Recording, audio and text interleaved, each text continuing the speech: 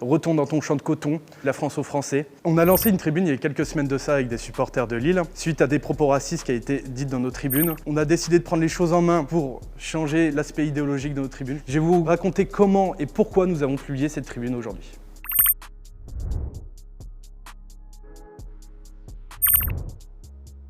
J'ai fait le choix personnellement de témoigner anonymement parce que on reçoit tous les jours sur X ou ailleurs des menaces de mort, des insultes.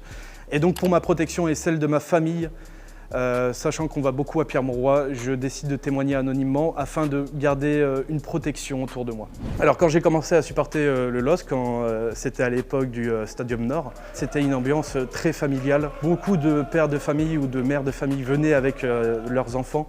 Et ça a pris un tournant vraiment en 2021 quand on a gagné le titre de la Ligue 1, où là on a eu une médiatisation immense du club.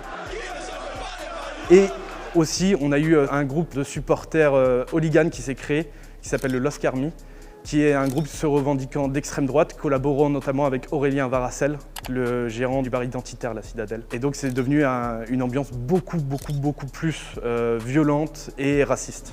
Alors le dimanche 21 janvier, le LOSC se déplace à Chambly en match de Coupe de France contre le Racing Club de France. Le match commence déjà avec une ambiance tendue puisque la préfète de l'Oise et les instances de sécurité ont décidé d'annuler pas mal de billets de supporters, dont le mien, suite à des consignes de sécurité. Ce qui s'est passé, c'est que nous, à la fin de ce match, on a reçu plusieurs messages privés sur X, anciennement Twitter, de supporters apportant un témoignage. Alors on a reçu par exemple un témoignage d'un supporter qui nous envoie ceci. « Salut, j'étais contre parquage, j'ai entendu des salles noires aux gardiens du Racing Club de France, salles nègres et salles noires aux petits gardiens de la mi-temps.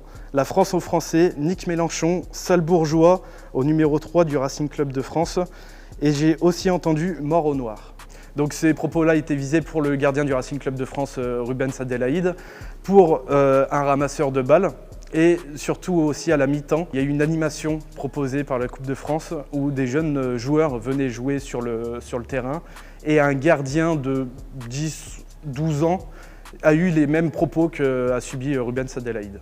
Quand on a reçu ce genre de témoignage, nous, on était extrêmement choqués, évidemment, puisque c'est choquant, ces propos-là. Il faut prendre conscience que c'est choquant.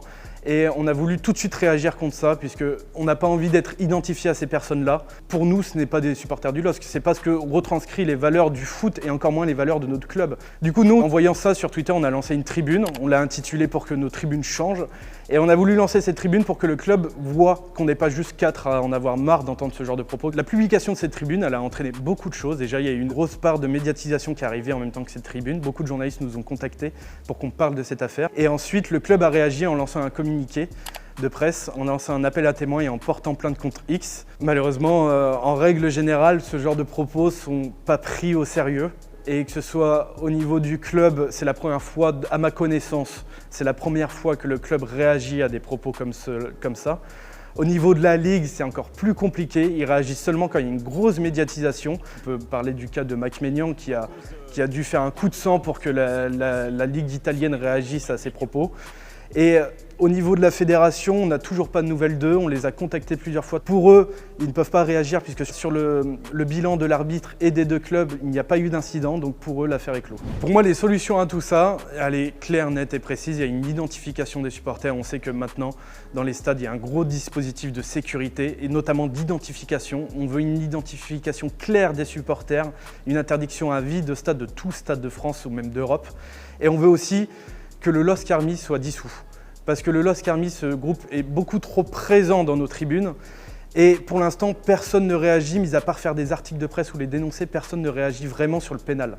Alors que c'est un groupe qui est pénalement condamnable.